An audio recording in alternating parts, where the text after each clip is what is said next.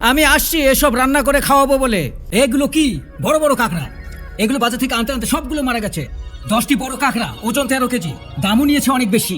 এই সামুদ্রিক খাবারগুলো সমুদ্র পাড়েই জ্যান্ত কিনেছিলাম। কুরমাছ, ক্লেমন, স্কুইড, ঝিনুক, ছোট শামুক, কিংকাউ, চিংড়ি, শামুক সবগুলি ভালো করে ধুয়ে ফেলতে হবে। এই বাঘের কাঁকড়ার মাথা বড় কিন্তু শরীরটা ছোট, চোখ দুটি লম্বা লম্বা। এর দেহটি ক্রে ফিশের মতো লম্বা নয়, লেজটিও দেখতে বেশ সুন্দর। পানিগুলো ফুটে টকবক করছে। দ্বিতীয় স্ট্রিমারটি তুলে দিলাম, ঢাকনা দিয়ে ঢেকে দিলাম। 15 মিনিটের জন্য জল এবং বাষ্প ফুটাবো। কি দারুণ ব্যাপার! হ্যাঁ, সিদ্ধ হয়ে গেছে।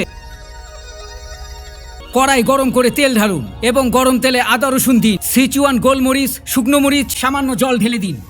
সবুজ ও লাল মরিচ, লবণ, সয়া সস, পুরনো ওয়াইন একত্রে সব মিক্স করুন। রান্না করা এগুলিকে বলি স্কুপ আপ। স্কুপ আপগুলি খাবারের উপর ঢেলে দিন, কিছু পেঁয়াজ কুচি ছিটিয়ে দিন এবং গরম তেল ঢালুন। এটি রান্না করা হয়ে গেছে।